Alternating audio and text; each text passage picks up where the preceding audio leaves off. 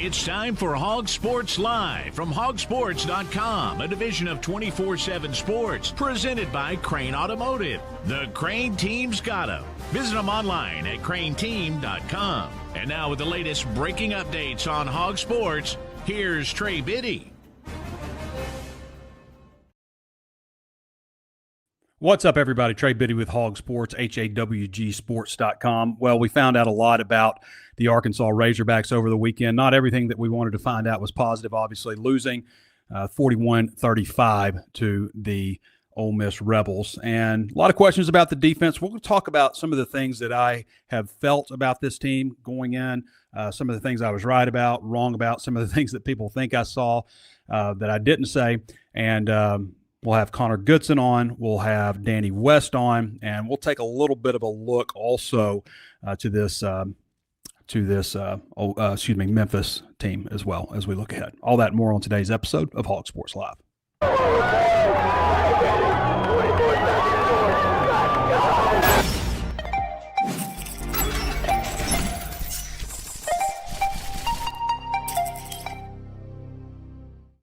The Crain Automotive Team has 16 locations across our state and is home to the Crain Commitment. You'll find Ford, Chevy, Buick, GMC, Hyundai, Kia, Volkswagen, and access to thousands of pre-owned vehicles. Vehicles for every lifestyle and every budget. Even if you're not in the market for a vehicle, the Crain Team Service Centers offer the latest in vehicle diagnostic technology and certified technicians to take care of your vehicle and get you back out on the road. Check them out at crainteam.com. HawgSports Live is driven by the Crain Automotive Team. There it is, that feeling of a big win.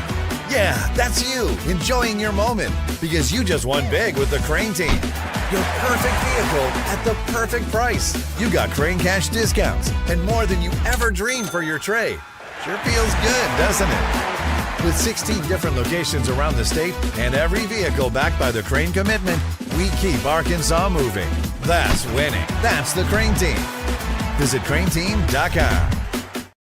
So we knew we would find out a lot more about this Arkansas football team after this game than we had the two previous games combined. And what we know is the defense has a lot of issues, and it's not just all in the secondary either. It's all connective tissue with the defense.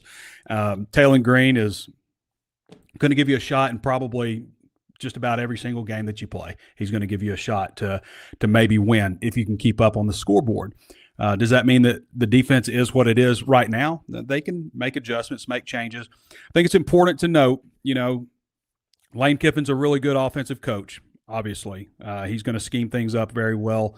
There's a reason that they've won at least 10 games in 3 of the past 4 years. That does not excuse some of the things that Arkansas did. And Sam Pitman talked about that a little bit today. We'll play a clip of his in just a little bit. But some of the things like using the sideline as your friend, I wonder about like Larry Worth a couple of times getting crossed over. 6'4", 226. Is he too long to be playing safety? Because there were some issues. I worry about Arkansas's aggressiveness tackling.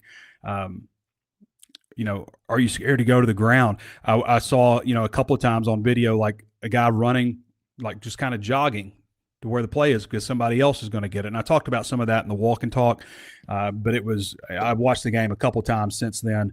And those are the kinds of things that concern me. And I asked Sam Pitman today, Cam Ball played 67 snaps in that game. And you did get a little bit of David Oki. He got a little bit of action, but 67 snaps for a defensive tackle. And it's not so much that like, okay, Cam Ball at 70% is better than our next best guy. To me, it's about injuries, limiting, playing him that much, to me, just like increases when you get tired and stuff. Sometimes you get injured and stuff. So that I worry about that a little bit, having to play him as much. And hopefully Oki comes along and they're able to rest him a little bit more. But defense is no doubt disappointing. Not so much that they tackled poorly like in the run game and stuff, but the pass game, like if you're blitzing and you can't get home, you can't pressure the quarterback and he can just throw the ball, you're going to struggle in the passing game, not to the tune of 353 yards. So a lot of that's just on the secondary. So some disappointing things there. I think it's interesting also that you get to the end of the game and, I don't know that it was so much the defense playing great as this maybe a couple of bad throws and a drop. But the defense, held them to a field goal and then stopped them and allowed you to score a touchdown. And then you're driving and you fumble the ball. It almost makes me like the fumble makes me feel like maybe In those situations, you only go to like the really big, strong players, or you just don't take the ball out of Taylor Green's hands. Maybe that's it. Maybe that's the answer. I don't know. I don't know if that can be feasible game after game. But Green was 22 of 35. Wasn't perfect. We don't expect perfection. He was excellent. He was really, really good. 305 yards, a touchdown, 13 rushing attempts, 111 yards, 1 TD. Mike Washington, 13 carries for 65 yards, 2 touchdowns. There was a prop bet that I really liked. It was 10.5 carries and at least 1 touchdown for Mike Washington.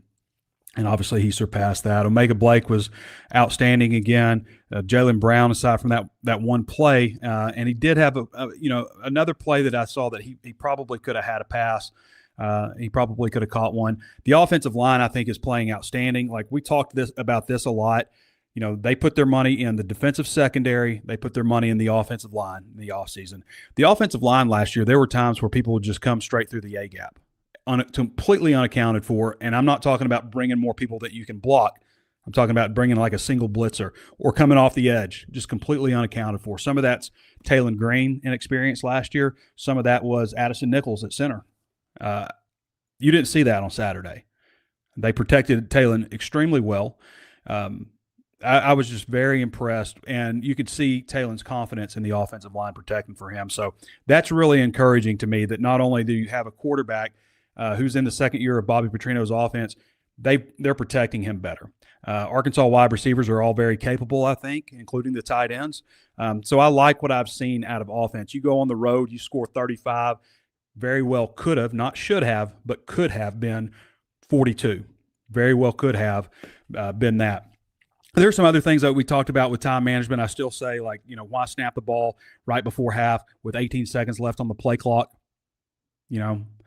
18 seconds left, Ole Miss runs one more play and gets down, deep into field goal range. And Sam talked a little today about, taking that time off the clock with 27 seconds. Well, they could have taken from 2:40 down to 2 minutes. They could have taken all that off the clock and not even run a play and still had that extra play available. So those are the kinds of things, and I said those are nitpicky, but that's what we talk about over and over and over again, what wins games and what loses games. And I'm going to get into some of this because I enjoy it. People are like, Trey, don't sweat these people in the comments. You're like, Trey, you have anger issues. Like, I don't have any issue getting my anger out. And I enjoy the comment section. I enjoy interacting with people. That's what we do. So, but it's interesting, some of the things that people have said that I've said versus what I really say. And what I have always said is that this team is probably going to be involved in a lot of high-scoring games because of the offense and the defense. And what decides games? Penalties, turnovers, special teams, injuries, decisions in key moments. Those are always, every game, our 5 keys to victory. A lot of people change them up. We do burning questions. We always have those 5 keys to victory. Penalties, pretty key in this game on both sides, but I think especially against Arkansas. Turnovers, the game-deciding moment. Special teams, 2 missed field goals. I always say, like in the walk and talk, I'm always like, I'm forgetting something. I know there's something. People always tell me, of course, I didn't even mention special teams in the walk and talk. It's just a rambling off-the-cuff reaction. So, but yeah, you missed 2 field goals. And I could kind of see, like, when Sam Pitman kicked that field goal, decided to kick it, decisions. That's another one, right? Decisions. When he decided to kick that field goal, I could kind of see maybe the idea of like, okay, maybe I give my freshman kicker a kick here early in the game without any pressure. And then if I need him later in the game, maybe that pressure is off of him some because he made this one and feels a little more confident. Maybe that's what he was thinking. I don't know. But it's easy to criticize that after the fact, after it didn't go in, without knowing how the rest of the game was going to go. I mean, first quarter, it kind of looked like maybe the under could hit. And then second quarter just exploded with points. So it's easy to second guess those kinds of things. But still, the decisions you make in a game like that in critical moments are often what defines the outcome.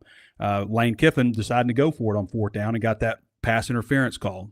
Maybe ticky-tacky, but got the call, and that turned out to be a really good decision at that time. You just don't ever know if it's going to pay off or not.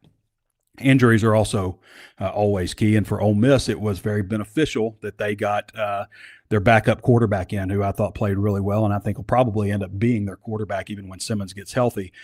For Arkansas, you got some injuries on the defensive line. Quincy Rhodes has got some groin issues. Phillip Lee was dinged up a little bit, so you've got some injuries. Taylor Green dealing with a hamstring. Those are the things that always play a huge role in deciding the outcome of the game, and this game is a prime example in every single category, every single one of those categories, what determined the outcome of the game. Let's look at some of the picks that we made last week. We'll do the Bet Saracen Wager Wagon on Thursday's show on the primer, but just looking back at some of the picks that we made. So week 1, we were 4-2, and we picked the Hog game right. Week 2, we were 3-1, which made us 7-3 overall. 2-0 in Razorback games. And week 3, I actually misspoke on this because I had the Texas A&M Notre Dame game the other way. But week 3, I was 4-1, not 5-0. So I 11-4 overall and 3-0 picking Arkansas games, and that's all against the spread. So I had UTEP plus 40.5 at Texas. I had Vanderbilt plus 4 at South Carolina. I had Kentucky minus 24 versus Eastern Michigan. And they won by 25. That was a close one. And then I had Notre Dame minus 6.5 versus Texas A&M, and Notre Dame lost that one 41-40. And then I also had Arkansas covering minus 7 against Ole Miss. And I also mentioned I was tempted to pick Arkansas State at minus 21 against Iowa State, and that would have been a good bet, but I didn't make that bet. I just said I was tempted to do that. I didn't actually call that one. And I said, as I mentioned, the prop bet, I like Mike Washington. It was just plus 125, but still felt like a pretty solid bet, barring any kind of injury or anything. So Bet Saracen, Arkansas's #1 sports betting app. Go download that on Google Play or Apple, wherever.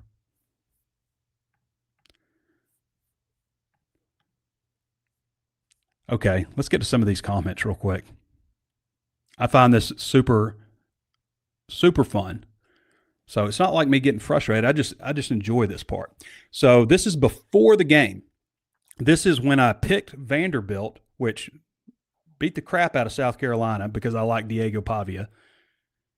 This is after I picked that game, but I picked Arkansas to lose to Ole Miss, but still cover. This is from Homer BB Charles Cirillo.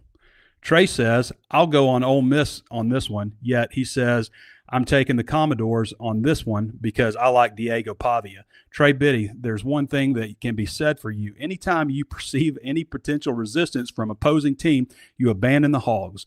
And we might conclude, whereas you like Diego Pavia, you likewise dislike Taylor Green. Like, how do you come to that? I pity the weakness of your convictions from a real Hog fan, Woo Pig Suey. So, you were wrong and I was right, so I don't know where else to go with this, but unfortunately, I'm right. And I've said this many a times, and I think a lot of people on our staff picked Arkansas to win the game, and I wanted to because I talked about hope and false hope. I just know that when you take a show on the road in the SEC, first time, a lot of new players, and I have been to now 17 straight true road losses in Arkansas games. And I just felt that. I felt like something's going to happen. And in this case, it was a fumble. In another game, it's something else. It's always something that ends up costing them on the road against really good opponents. They beat some teams that aren't very good on the road, but against really good opponents, they show up and almost win time and time again. And so that's why I picked the score that I picked. So I'm sorry I lack the conviction that you want there, but I feel like I was justified in what I said. And YouTube, this is after the game on YouTube. This is from Josh Elam 8756. I seriously have no idea how this Arkansas media continues to be blinded by faith. I just like the guy. BS, but you all need to stop and wake the blank up already. Where's your rage? So this is a typical Arkansas fan reaction. I understand he's hurting and he's mad and frustrated and stuff, but like, guys, people in the media, it's not their job to like show rage in a press conference, in an interview. It's not their job to call for Sam Pittman's head. And I'll be honest with you guys, most people in the Arkansas media don't give a damn. They just don't. Like the people from Arkansas, I mean, me, Andrew Hutchinson, Christina Long. I'm trying to think of anybody else. I know there's other people in there, but like the people on the regular beat from Arkansas, and Christina went to Missouri, like they it's not their job to get enraged over, and like call for Sam Pitman to be fired. I don't know what people think that Arkansas media job is. When there are situations and you come to a point where you're just like, okay, well, definitely this coach and being fired is on the table, then you ask questions about that, obviously. And I did it, a couple years ago when Arkansas got and beat 48-10 to Auburn, and they were on their way to a 4-8 season. That to me felt like an appropriate time to ask that. I don't take any joy in that. In fact, I led off with saying that to Sam. I don't take any joy in asking this, but are you worried about your job security? At the time, I felt like that was a pertinent question. So yeah, I don't. And again, I said last year I felt like that he needed to win 8 games, and apparently 6 was good enough. And when I reported that Arkansas was going to retain him if they won 6 games, everybody acted like that was some ringing endorsement from me, and my opinion never changed on that. I think given the status of things, which I didn't know when I said that, I can understand why you wouldn't, given when the transfer portal opens and all that kind of stuff. Okay, this is a good. So this is from L.S. Harif 346. Trey, I'm getting tired of your optimisms. Hogs players good, coaches bad. Hogs ops. It gets kind of illegible. It gets hard to read. Illegible. Anyway, he's tired of my optimism. So right after this, I get this from Insurance Man 2413. Trey, I will soon turn 80, and I have been a diehard Razorback fan through good years and bad years for 70 years, but I'm just not so sure how deep your support for the Hogs really goes. I do understand your frustration, but your negativity seems to be getting more and more severe with each game. So, like, I'm too positive, I'm too negative, too positive, too negative, and there's plenty of these. There's 360 comments, so I want to say most people are, like, reasonable and listen to what I say, and I appreciate all of you. I'm picking out the fun ones. Okay, so we're just having a little fun. We don't want a little boring thing about Trey, you were spot on over and over again. Nobody wants to listen to that. This is from This is from Blake, number one. Oh no, sorry. What am I looking for? Okay, this is from 325 DSK. Well, I know I heard this guy saying that these big DBs were going to be difference makers, and I knew not to believe that crap. And with that said, they was set up to win. So I picked them to lose. Let's just be clear. Like, people call me Kool-Aid drinker and stuff. Like, even when I picked them 5-7 last year and 6-6 this year, people call, like, where are you getting this kind of stuff from? It's really comical. If you could show me a clip where I said the big DBs were going to be difference makers, I would love to see that. What I did say is this is where they spent where they spent their money on the secondary, which is true. Never said that these guys were going to be difference makers. Show me the clip. I would love to see it. I'll retweet it. Send it to me, and I'll tweet it out.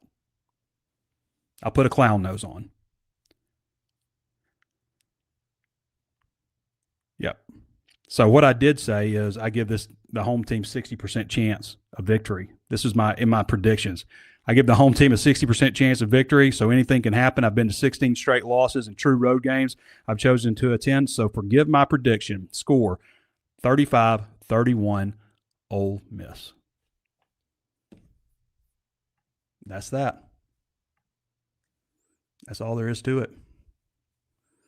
I'm not saying I'm right all the time. It's just like, it's amazing to me sometimes what people pull. And it's a straw man fallacy. It's where you have an opinion and you want to pick somebody else to be your opponent, in this case me, or people in the media, and say that they feel a certain way when they don't, so you're able to argue with that point when they don't even feel that way. Most people in the media don't care. They don't care if Sam stays or goes. I like Sam personally. I hope things work out. I do. Like me saying I hope things work out and I think he's doing a good job and this and that are two different things. Okay? Important to notice that. But it makes things fun. It makes this segment fun. I find it entertaining. I hope you guys do. If you don't want me to do these anymore, I won't, but I think people enjoy them. Or they said they did. All right, so let's go to Connor Goodson now on the Ozarks Go hotline. For those of you not familiar with Ozarks Go, internet service company based in Northwest Arkansas, local people. If you call them, then you're going to get a local person because it's a local company. If you say something like, stage here, there we go. That's not what I want. That's what I want. Okay. If you call them, you're going to get a local person because they're a local company. If you say, are you available north of the tunnel? They'll say, yeah, I know where that is. Or parts of Oklahoma even. Yeah, they know where that is. You can reach out to them at 479-684-4900 or go to ozarksgo.net/hawg, HAWG, and find out if they're available. Check out their pricing. Several different tiers of internet. I always make the point to say that I still, even to this date, well over 4 years of having Ozarks Go, before they even were a sponsor of the show, I've never unplugged my router because the internet didn't work. Connor. What's up, Trey? Oh, not much. We're just going over what's true and what's not true and some straw man arguments and things like that. So a little bit of a disappointing outcome, Connor, Saturday. Obviously, Lane Kiffin's a very good defensive coach, but there were things that Arkansas did that really hurt them. And people will say also that Ole Miss didn't win, and this is one of my pet peeves also. Ole Miss didn't win, Arkansas lost, or Arkansas shot themselves in the foot, or Arkansas beat themselves. And the truth is, just like I said, I believe on Thursday's show, you made a mistake and they made you pay. And that's how these games are often decided in the SEC, who makes the opponent pay the most for the mistakes. Yeah, and you can say that, people are going to make that argument that Arkansas lost and Ole Miss didn't win it. But the most disappointing thing for me is that Arkansas defensively made things look way too easy for Ole Miss. And Ole Miss didn't even look good, really. Like, they looked sloppy. They had multiple penalties, and it's like it didn't even matter if they were backed up to 3rd and 15 or 2nd and long, or 3rd and man, or 3rd and medium. Arkansas, it didn't matter. They were able to overcome it with ease, and you just can't win like that. And I think another disappointing thing for me, 2 penalties in the red zone on that one play, a holding and a false start, but the receiver wasn't set, whatever. 2 penalties in the red zone in scoring territory, and it didn't matter at all. No, and they just gashed it up the middle again and got every bit of the penalty yardage right back. And I think that one of the more disappointing aspects of this game was the lack of effort, especially in the rewatch yesterday. Going back, there was just it looked like guys who were just happy to be out there. Like you mentioned a little bit in the walk and talk, just guys like, oh, well, he's over there. He's going to make the play. I don't have to get my hat over to the ball. We're good. It looks like sometimes like people don't want to go to the ground. Yeah, like you're scared of contact or something, or like I know Pitman mentioned something about Xavier Sawyer was like in the first game he was playing like he didn't want to get hurt or playing too timid. The whole team looked like they were playing trying not to get hurt, especially early on. I mean, I would be interested to see how many yards after contact Ole Miss's running backs and receivers got, because it felt like just every run was hit at the line of scrimmage, and then you run over 2 more guys, and then a 1 yard, 2 yard gain turns into 10, 12. And it just felt like that was constantly happening over and over. And of course you had the big explosive plays where it was just busted coverage, but a lot of those issues were just effort. Get your guy to the ground, get into the quarterback. Beating your man one-on-one and having a little bit of pride there. That was the most disappointing aspect, especially when your offense is playing as good as the offense was. I mean, they were just humming. It looked like your quintessential Bobby Petrino offense, and to see your defense really just the first half mail it in was a little disappointing. Yeah, and I want to give some credit to the work that they have done on the offensive line, because the offensive line was bad the last couple of years, really bad 2 years ago, pretty bad last year. I think they're actually good now. I mean, Ole Miss is not just some joke defense. They don't have the defensive line that they had last year, but it's a much better defensive line than they'll face, through a lot of competition this season. They're going to face some good ones, obviously, but it is a good defensive line, good linebackers and everything for Ole Miss. And I just felt like they were just steady, consistent, and I felt Talon trusted them, and it's where he could keep his eyes downfield. And that is a huge part. We talk so much about being in year 2 of Bobby Petrino's offense, but equally as important is having that offense. Like, you don't see guys just coming up through the A gap or coming off the edge just free. And that's a credit to Caden Kittler. It's a credit to Talon Green, obviously being the second year. But look at Amarian. Amarian is playing so much better. And Corey Robinson is what we thought he could be, I think. Heck, even I don't know if you watched that. Was it maybe like a 4-yard touchdown run by Mike Washington later in the game, but they had a goal line package in. I think this was the only play that Shaq McCroy was in. And I mentioned it after the press conference to Sam. I was like, did you obviously paid attention to Shaq McCroy. It was on Xavion Harris, 51, their 6'8", 330 stud, and Shaq moved him 5 yards off the ball. I mean, just moved him. And, Shaq was fresh and he wasn't. Yeah, go watch that. It was impressive. So, to me, I mean, like, offensive line is – and Eric Mateos and Pitman deserve credit for getting that. And, Mateos was just kind of walked into it also. Like, he put things together as fast as he could last year. Yeah. Now you see what he's done with an offensive line, after being here over a year.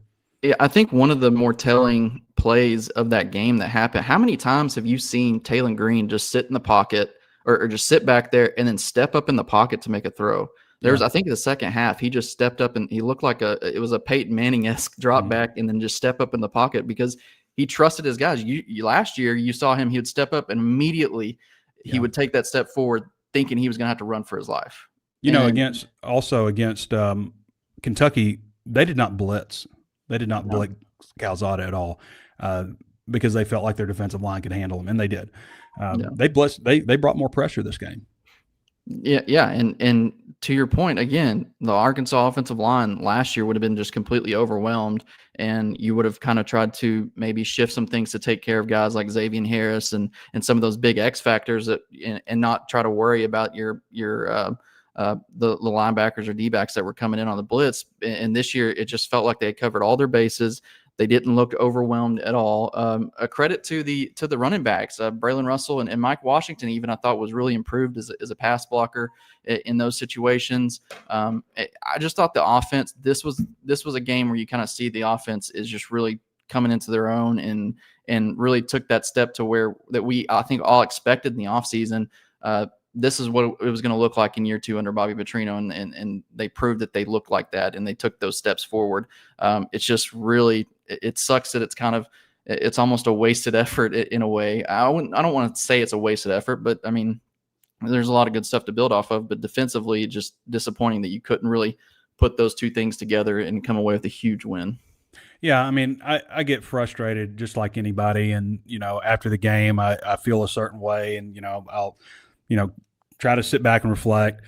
No, I didn't think Arkansas was going to go undefeated. I picked them to lose the game. Obviously, they had a chance to win, but it is frustrating. Just like it feels like here was an opportunity to, there's a lot of momentum in this state, and there was just an opportunity to continue that on, think about how nice this week would have been, even with the defensive struggles, like, people would have gotten over it a little bit, just even though those issues are still real, just having that vibe around the state. They're like, hey, and maybe Arkansas would have been snuck into the rankings, beat Memphis. And then you got that Notre Dame, which doesn't seem as big right now since they've lost a couple.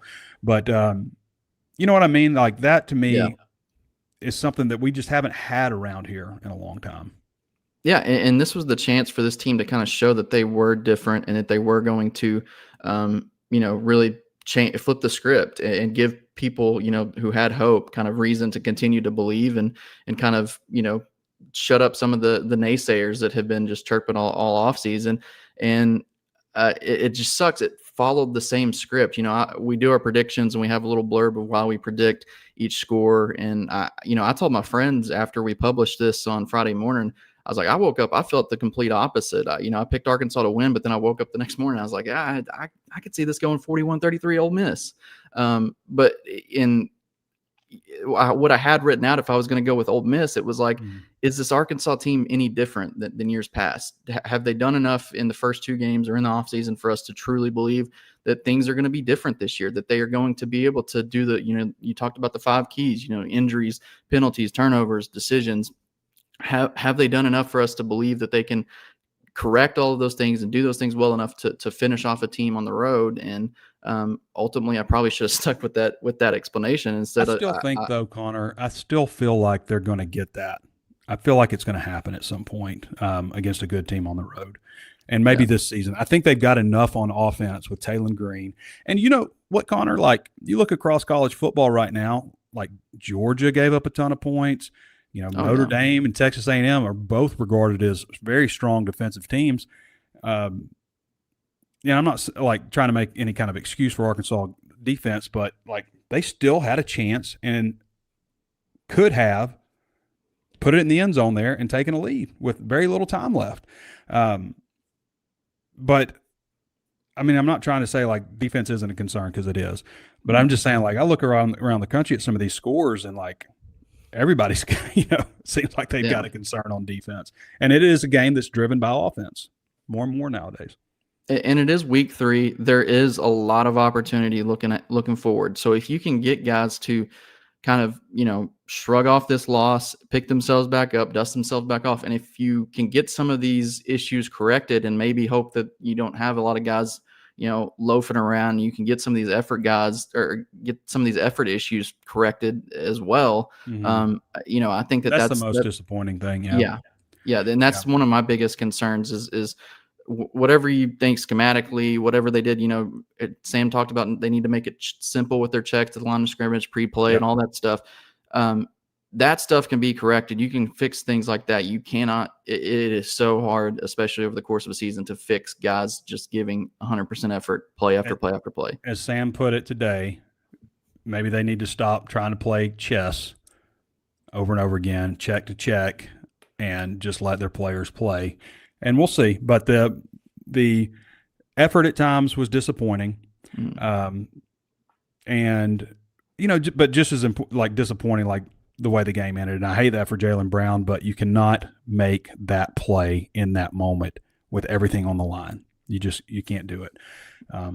It's ironic that it followed almost the same script as the Texas game from last year, where number 17, first year in Fayetteville, has the ball in the last game when you drive. The other 17. Yeah. Oh, when it happened, the person next to me, I was like, was that CJ again?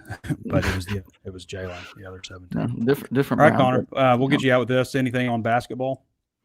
Yeah, so they just wrapped up a visit with Abdou Toure, one of the top 40 prospect, a guy who I think that they have a lot of momentum with. I thought that Matt Norlander had a good article earlier today talking about there's just a lot of uncertainty with the new NIL rev share model with some teams. And so there's not a lot of guys pushing for commitments yet, especially for this early period. And that's why you don't see a lot in 2026. There could be a lot of truth in that, but Arkansas is still in the mix for a lot of top guys. They got a string of other top visitors coming through here later. And but I think that Abdou Toure, the guy who just visited Fayetteville, things went well. I'm hoping to hear back on some other stuff with him. But Arkansas is in a good spot with them, and then they're in a really good spot with Brandon McCoy, who wrapped up a visit this past weekend or the weekend before last, who was on the Hill. So I think that Arkansas's got a lot of momentum, and next month, man, we'll have the tip-off tour in Hot Springs, and the Hogs will be on the hardwood before we know it. All right, Connor. Appreciate you, man. Good talking to you, Trey. All right, everybody. That's Connor Goodson. Follow him at Connor Goodson on X, HawgSports, football, basketball. Does a little bit of everything for us over there. So I want to bring up this clip of Sam Pitman. But first, I'd like to talk to you about our friends over at Blakeman's. Blakeman's Fine Jewelry is proud to be the official jeweler of the Arkansas Razorbacks. And they're thrilled to support the team, and that includes providing beautifully crafted pieces for the U of A homecoming court. Built on tradition since 1987, Blakeman's has been Northwest Arkansas's trusted destination for exceptional jewelry and personalized service. Visit them at their brand new location, 3202 Pinnacle Hills Parkway, Rogers, Arkansas, 72758. Blakeman's Fine Jewelry, where Arkansas gets engaged. There's not jewelry stores in Arkansas like what Blakeman's has. You really got to go check them out over there. So I want to show the clip of Sam Pitman, just his thoughts, and then we're going to go to Danny West right after this. This is a short 2-minute clip of what Pitman had to say about confidence in his team. We've been talking today about some of the defensive things that you're going to talk to the team about, but I wonder, from the big picture standpoint, you get the ball back, and if you go drive and score with 30 seconds or less, you got a road win. I just wonder how you feel big picture about where you guys are after that performance. Well, I think let's start offensively. I think Taylor Green was the first guy in the history of this school that had 300 passing and 100 rushing. Goes back, I don't look smart very much, but I did say we got Taylor Green and we got a chance, and nobody else has him, and that's true. So I feel like offensively, our line's better. Men or wideouts are catching the ball well and running tight ends. We're good there. Running backs, good players, doing a good job. And I think we've got the talent to be much better on defense. And we've got to simplify some things, and we've got to let these guys play. And then find, somebody's going to miss a tackle. Okay, that's fine, but let's don't miss 10. Somebody's going to miss a tackle. Let's line up and make them earn let's don't cut somebody loose. And so we've got to be a little simpler there. And then the special teams, we don't punt much, but Devin's doing a good, kicked it out at the 7. And but certainly special teams not a huge factor except for, they made their 2 and we didn't. So right now, I feel like the disappointment of losing can't take away that I think we've got a really good team and we can play with anybody that we play. Our opponents are very good, and so you have to play well. But I feel really good about the football team. We've got some things to correct, but I do think this is one of the better teams that I've had, even though we lost on the road the other night. I still think this is one of our better teams that I've had since I've been here. So I want to mention this real quick just because I was scrolling through some of the comments. Archie Sanderson asked about Kavion Henderson. It was a guy that came in, supposed to be a good edge rusher. Haven't really seen him. He was out for the game. He's injured. All right, let's go to Danny West. Danny is audio only. He's caught up in traffic right now, so we'll do it like this. Danny, what's up, buddy? Hey, man. You got me? I got you. Okay, good. Sorry, guys. I got out of an appointment late. It's my fault for scheduling it. But, man, I got a hip problem. I hate to sound like Coach Pitman here, but I got to get these hips checked out, Biddy. I'm getting old. Yeah, you can't be having hip problems. You know what? My buddy who's a physical therapist, when I told him my hip was hurting, he says, it's not your hip, it's your back. Yeah, you know what? That's kind of where it's at for me too. They're saying I got some pinched nerve going on. So yeah, but you kind of feel it down there. Oh, yeah. So Danny, before we get into any game stuff, I wanted to obviously losing Bryce Gilmore was a big deal. Number 110 overall prospect in the country. Yeah. When that story came out and I saw the list and I saw Texas Tech's name on there, I was like, "Yep, know where he's going." Yeah, pretty predictable on that one. I'm sure in the end it's going to look like I missed another one, like that Ole Miss prediction. But yeah, they had him and lost him, Biddy, and you nailed it.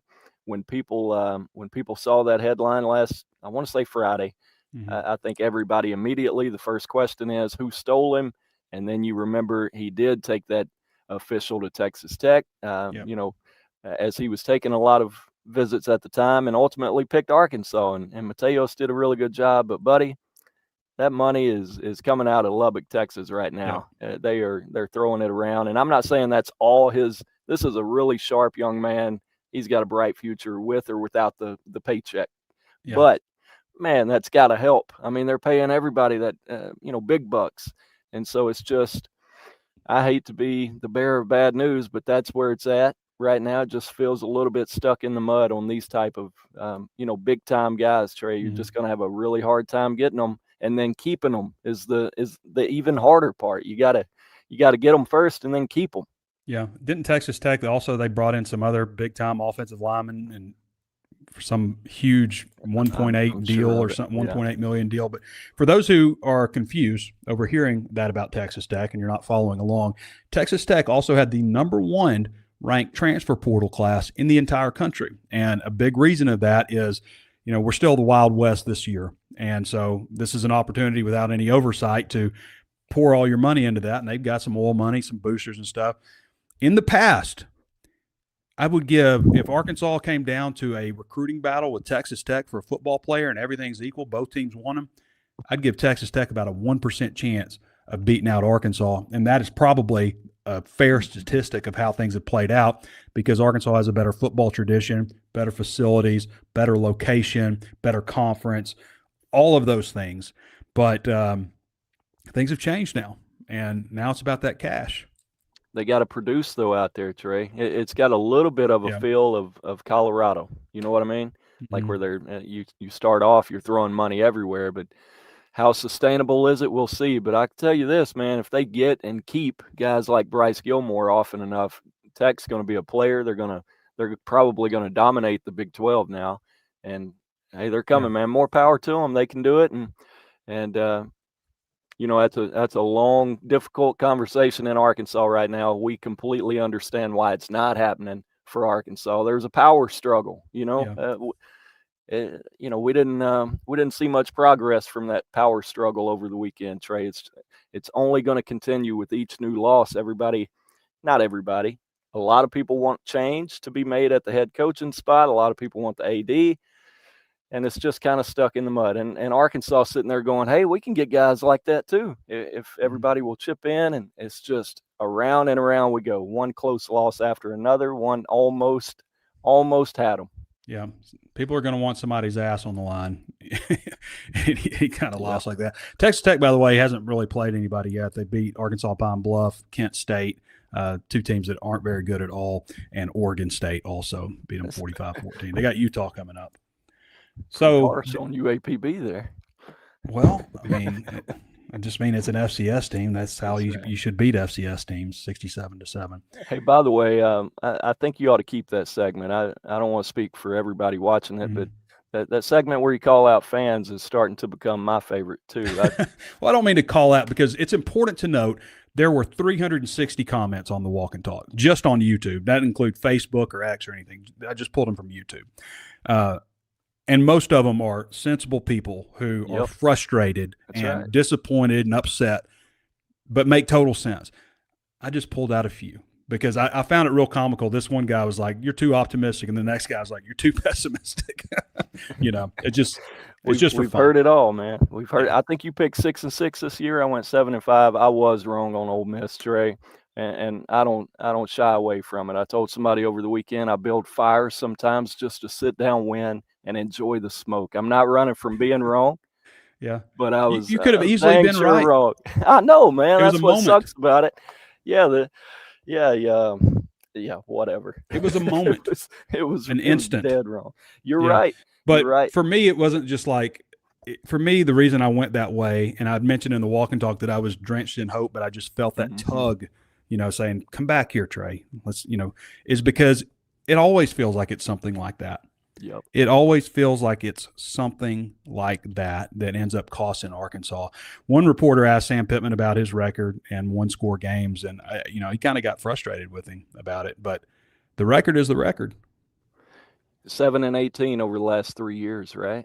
Yeah, that's a lot of close sneaking losses. Up on 2/3 there. And the question is, is Sam Pitman doing a great job by getting Arkansas even in these games? So they don't have the resources, or they just keep coming up short. That gets overlooked too, doesn't it? Yeah. I mean, there's a lot that can be true too. Yeah. They are staying in games that maybe people didn't expect them to stay in, but just can't get over the hump. Yeah, in It's definitely frustrating. And, I mean, Sam needs to win. Like, that's the bottom line. And I've said this before too, Danny, like Sam is very pro moving the transfer portal. Like, also though, to me, that makes it a lot easier to change coaches. I'm not saying just at Arkansas. I'm saying across college football. You know what I mean? Absolutely. You give them another month. Yeah. You used to have, like, you get rid of your coach. You get rid of your coach when the transfer portal opens, when all the players sign with somebody during the early signing period. Like, that's when you're getting rid. That's when you're having change. Yeah. Mm-hmm. And now you're talking about moving it to January. So, like, after you would have a staff in place and everything. Right. So I just thought that was interesting. So anything else going on in recruiting, Danny? Anything else you want to touch on? Not much. I wish I had a simple, quick replacement for Bryce Gilmore laying around for you. But, man, he was the number one top-ranked guy for a reason. You heard us go on and on about him when he committed. This kid's going to play in the NFL. I'm just sure of it if he stays healthy and stays on track. And it sucks, Biddy. There's not a replacement for him. You do have 4 offensive linemen that they feel good about, but there's not Ben Mubenja out of Buford, Georgia, is the one that I really, really like. I think his potential is not right there with Gilmore from a measurable standpoint, but probably an NFL type look at some point, in my opinion, one day. But well, they really like the young guys they have on campus too, Danny. And they should. I saw what you saw on Shaq on his one play there. Kobe Branham, I thought, has really come on. And they like Blake Cherry and Cash Courtney and Lionel Prudhomme. Wouldn't shock us at all if Courtney, credit Caden Kittler. We don't talk enough about him, but we've said it, you and I. That thing only works out with all these transactions. 100%. It only works with that guy being a good center. And I'm not even sure like he's like a guy that's just dominant, or anything. He's not just huge, solid, but he gets them in the right protection. Yep, just solid. But if for any reason he might slip, it wouldn't shock me at all if Cash gets some run later in the year. And then Prudhomme is the one nobody talks about. We've talked about Blake and Cash and some of these guys, but Prudhomme is the one that I hear is really, really impressing them. So we'll see. Well, Prudhomme has hands like. People don't talk about hands as much. And I know you and I argue in the past, like about Michael Jordan and LeBron James. And I always bring up that Jordan had hands of an 8-foot man. Hands matter. And Lionel Prudhomme, that's what they talk about, how strong his hands are. He's 6'3". He's over 300 pounds. Okay. So that may not sound like anything outrageous until you consider that he is less than 20% body fat on top of it. That's impressive. Yeah. I'm out on the MJ LeBron debate, by the way. I'm not I get a bad rap. People think I'm a LeBron fan. I don't think I got a whole lot in common with the guy. Yeah, well, I think you just like arguing against I like Jordan. Mixing it up a little bit. Yeah, you just like but I do love MJ. I had the poster too, man. Yeah. So anything else, Danny, you want to talk about? That's about it. Okay. Yeah, no, it's pretty I'll let you get back home. I know you're pulled over to the side of the road. Thank you, sir. So, all right, brother. We'll talk to you later. See you, man. All right, everybody, that's Danny West. Follow him at Danny West on X. All righty.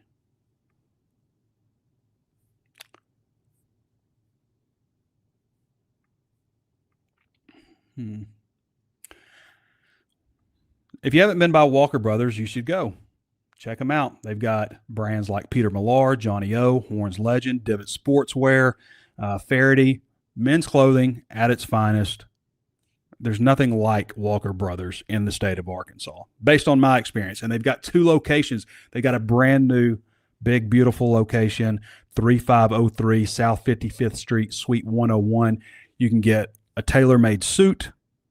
You can get some of the finest colognes. You can get all of this stuff, Razorback gear, all your golf gear.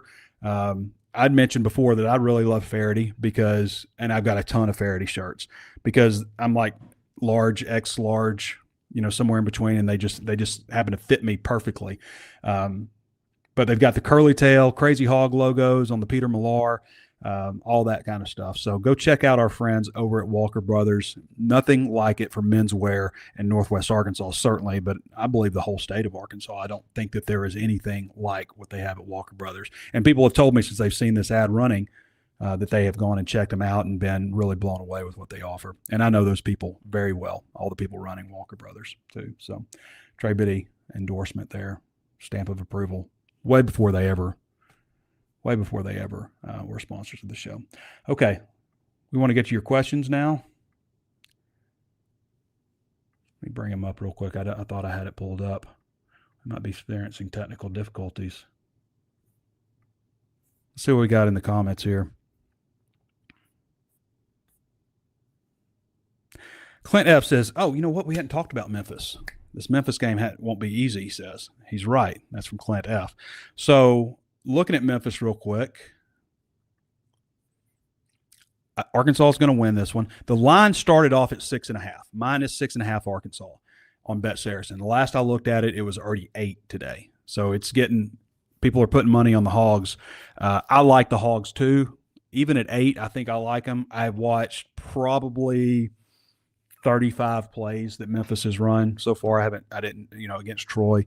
They shut them out. They shut Troy out they shut them out, but they had a defensive touchdown. I think it might have been a fumble recovery. No, was it an interception?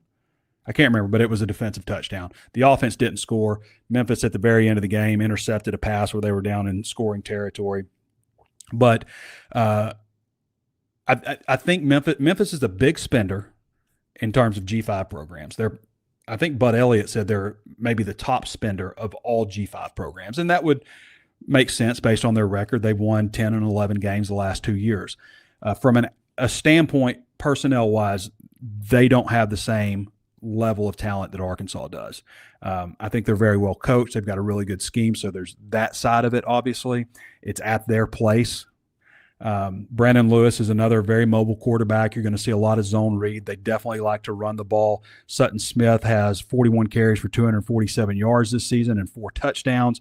Lewis has also run the ball a lot, 32 carries for 190 yards, the quarterback I just mentioned, and 2 touchdowns. Lewis is 55 of 75 passing for 608 yards, 73.3%, 2 passing touchdowns, 1 interception, 4 sacks. I did see Troy got to the quarterback some. They did sack him in that game. So maybe Arkansas can have some success in that regard because they really struggled to get to the quarterback against Ole Miss. Very disappointing overall on defense. The whole defensive thing, linebackers, defensive line, obviously I know the defensive line's dealing with some injury stuff.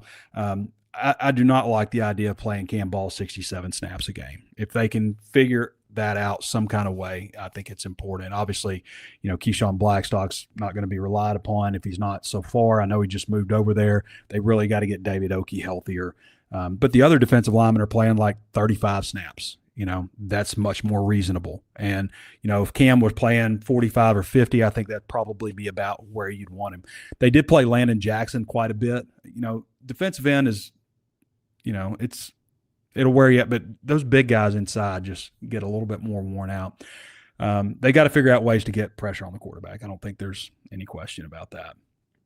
But I like Arkansas in this game. And, yes, it's easy to feel like doom and gloom, the world's ending because they lost.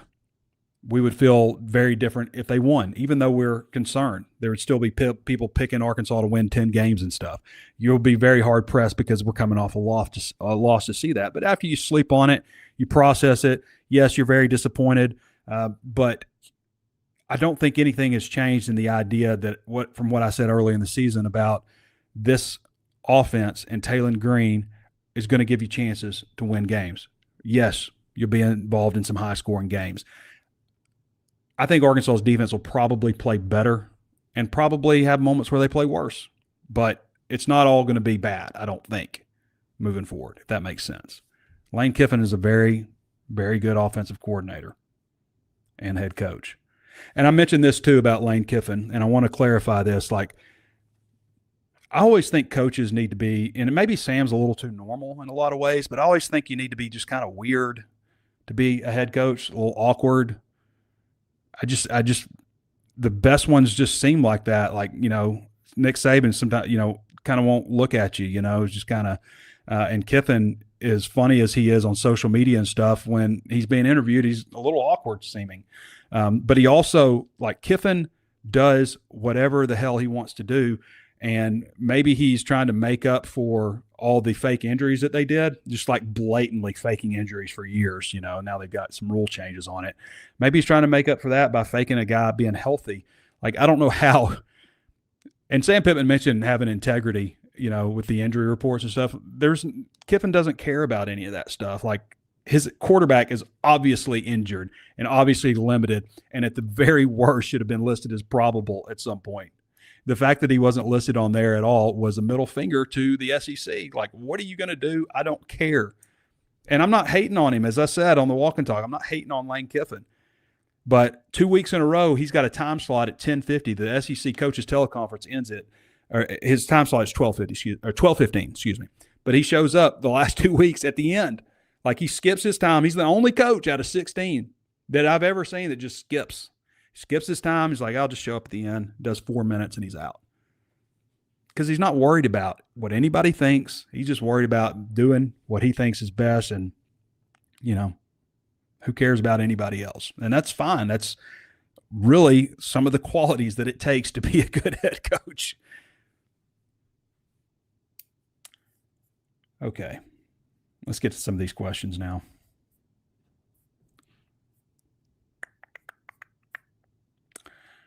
Cody 8811 says, apparently Hunter said something to the TD club today along the lines of he's had 2 different conversations with Sam, specifically talking about the defensive coaching staff. You got any info on this? So I haven't seen Hunter's interview. I didn't go to the Touchdown Club, obviously. We had Sam Pittman press conference. But I will watch it. I did see Sam and Hunter having a lengthy conversation after the game on Saturday before Sam went and recorded the coach's show.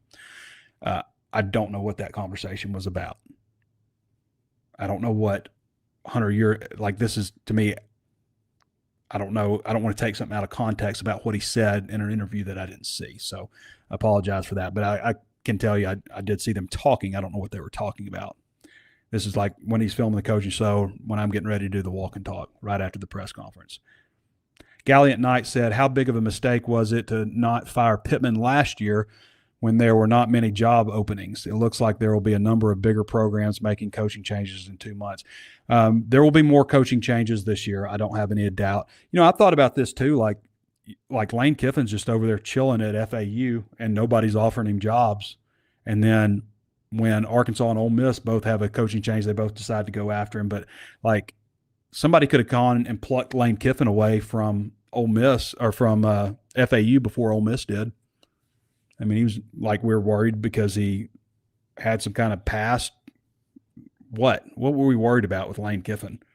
I can't even remember. I wanted to mention this too. Like, I think it's interesting how we put so much into sports. And I think some people, like on the outside who don't understand it, think of it as like ridiculous and stuff, that we care so much and we're passionate about it. But like, the way I always look at Arkansas, it's not just about the University of Arkansas. Like, Arkansas is unique in the sense that I feel like that Razorback is, a logo for the state of Arkansas. And I know there's some people that cheer for Arkansas State that maybe don't like Arkansas, and you're in the vast minority. I just feel like it's like it represents us, and whether you're media or you're a fan or not, it represents the state, and it's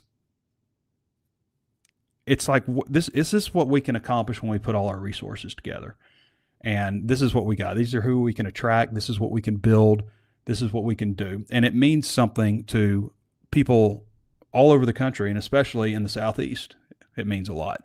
And that's how I always think about Arkansas. It's not just the university, which, it's something I care about also. It's just, to me, it's the state that I grew up in and that I love, and it's a symbol for that. So I think a lot of people feel that also. I think because there's a lot of people, I would say most people that are probably Arkansas fans didn't go to the University of Arkansas. They just grew up rooting for the Razorbacks.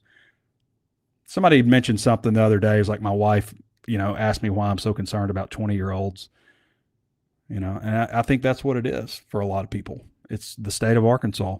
That is the symbol for this state just as much as the flag or anything else. Probably more than anything else. Probably more than anything else. That's why it's important to us. HogFan8155 said, do you think some of Pitman kicking in the first quarter was to let the freshman get comfortable? Yeah, that was the point I made. I don't know if that's why, because I didn't ask him, but that's what I kind of thought looking back on it. Like maybe that's an opportunity for a kick without a lot of pressure. And if you do need him later in the game, then he's got that. There used to be a philosophy like, you play your backup quarterback for a series. Teams used to actually do that, like just for no reason. They just put their backup quarterback in just in case they needed him later. And that way they feel a little more comfortable versus just getting thrown into the fire later in the game when it really matters. Obviously, teams don't do that anymore. But I kind of thought that too. Willie B. Hartigan says, I think the O-line played great, but Mike had nowhere to run on the long TD. 12 carries for 18 yards without the long TD. Thoughts on that? They did have some struggles here and there running up the middle. The long TD was obviously they put everybody on one side of the ball, and Arkansas ran to the other side. But Braylon didn't seem to have a problem up the middle. Braylon ran pretty strong up the middle. But no, I agree with you. There were times where, the running game got stuffed with Mike up the middle. Hog Jackets won, and a lot of that, one time it got stuffed so bad because Xavier Harris is a stud, and he's 6'8", 330. He just popped through the line of scrimmage. Hogs Jacket 1 says, what's your take on why Travis refused to play zone against Ole Miss? I don't think they refused to play zone. I think it was just primarily that they played man, and that is kind of what going in, I think that they thought that they could do against a guy that hasn't started an SEC game. Pressure him, rattle him, hit him. And you felt pretty good about what your secondary had going into that game. So you want to be able to play man if you can, and I feel like they thought that they could, and maybe they were proven wrong in that. Berkshire Maximus says, Trey, in your opinion, was the poorest defense on Saturday more due to deficiencies in scheme or personnel issues? I couldn't believe how wide open their receivers were. I think it's both. We talked about all offseason some concerns on the defensive line, depth overall. The linebackers, to me, did not play very well. They gave up passing yards. They didn't tackle well overall.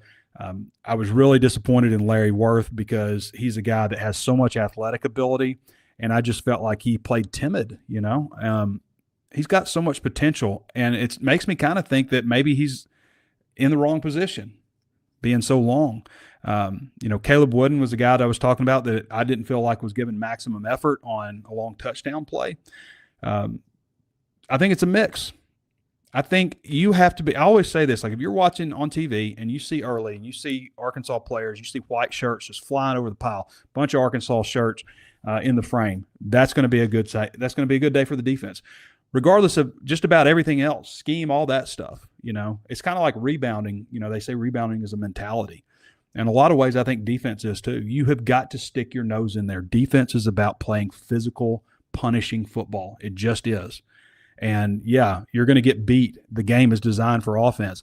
But if you hit and you tackle and you rush to the football and you play frenetically, you're going to make plays here and there.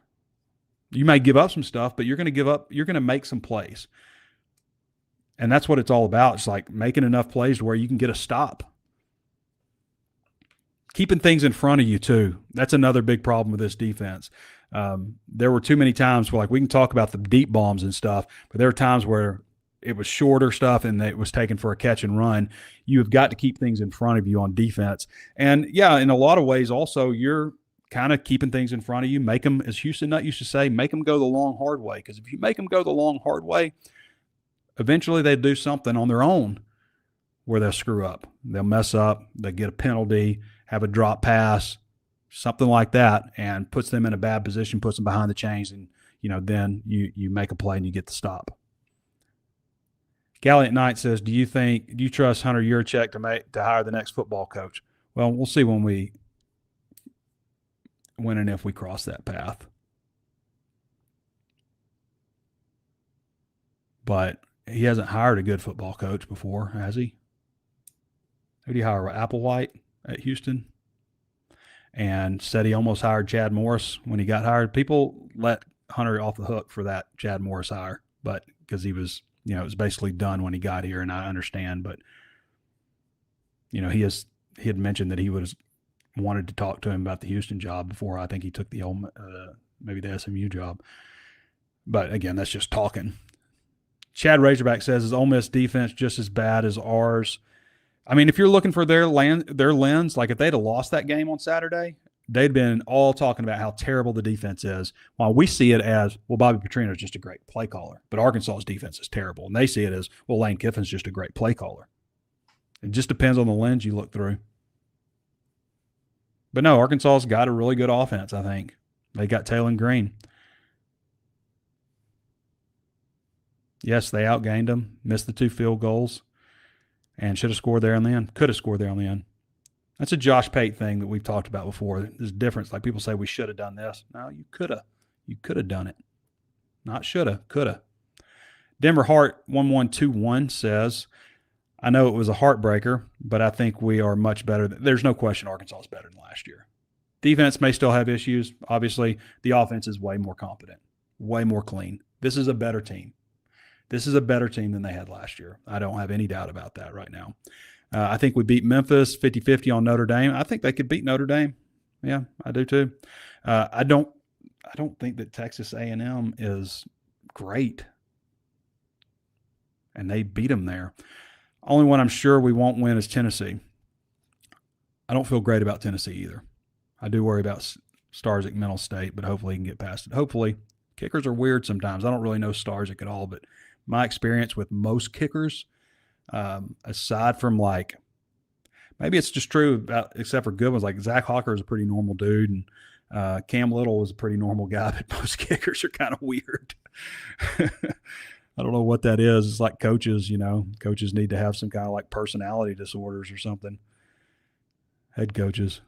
Hogtalica says, if you were to assign the issues on defense by percentage and assign them in categories, I don't know about talent, effort, coaching. That's hard to say. But I will say, if you got a defense that gives you great effort, then that can overcome a lot. You're going to give up. You're going to give up stuff on defense. That's a really hard question to answer, Hogtalica. I appreciate it, but that's difficult to say. I do think that they have enough talent at linebacker to be playing better than they're playing, and probably enough in the secondary to not just give up every single thing that was thrown deep. Clay 870 says, don't get me wrong, I'm very disappointed in the outcome of the game, but I came away encouraged overall. I think there are reasons to be encouraged. Like, once you wrap your brain around the idea that, maybe Arkansas is what we said, an offense that can score points, a defense that's going to give up points. There's still an offense that can score points, and that gives you a chance. Like, it gives you a chance. The defense stepped up when they had to, and the offense responded well. Now, they need to win Saturday. They need to show up with the right mindset. Like, that has been a problem before with Arkansas and, like, letdown weeks and stuff, because Memphis will be well coached. They will have a good game plan. They are at home. So, yes, you have to show up for that game and beat them and play well with the game. Like, you got to put this Ole Miss game behind you, because Memphis is going to come to play. I think if Arkansas does that, then I think that they win walking away.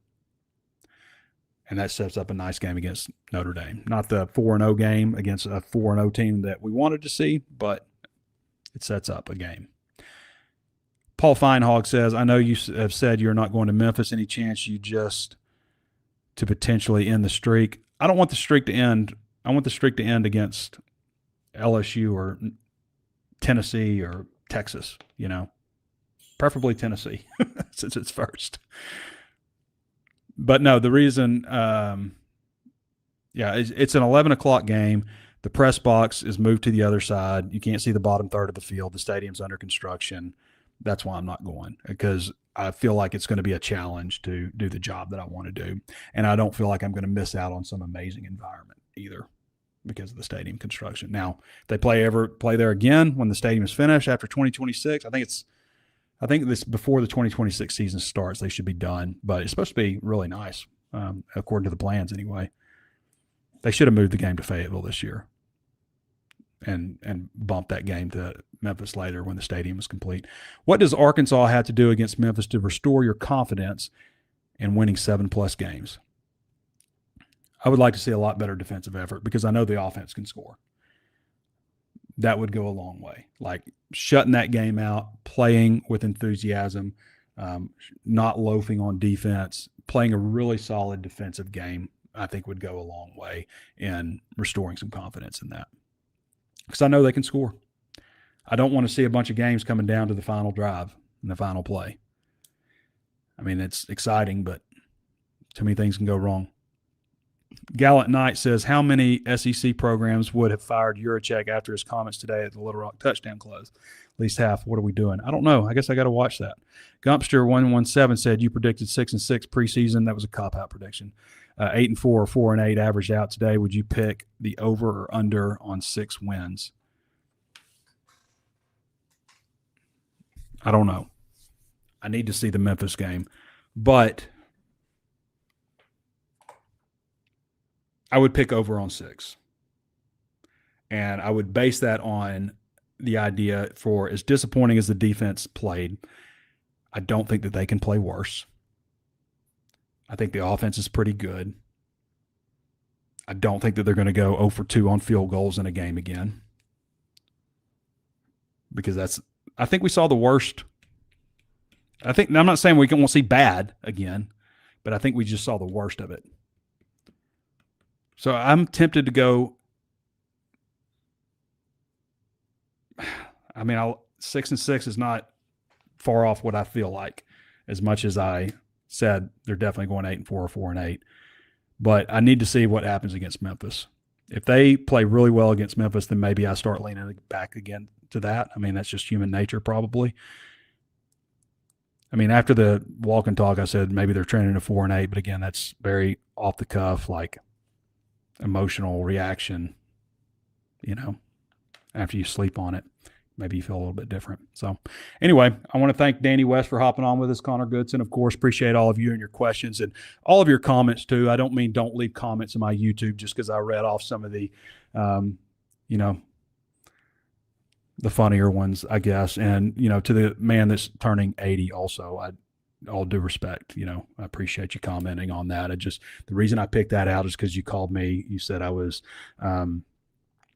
very pessimistic, and then the guy right after said I was he was getting tired of my optimism. So that's the only reason I picked that out.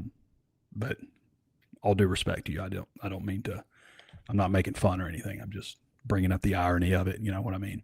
So I appreciate all the comments. And we had a ton of people leave reviews on Apple Podcasts. I really appreciate that. If you have, still listening to the show, take a moment, leave us a 5-star review. We'd really appreciate that. And thanks to all the people that did do that just recently, because we had a flood of those. So thanks very much. All right, everybody. Thanks to Danny. Thanks to Connor. Thanks to all of you for joining us. This has been Trey Biddy with HawgSports.com. We'll catch you on Thursday for the Arkansas at Memphis primer.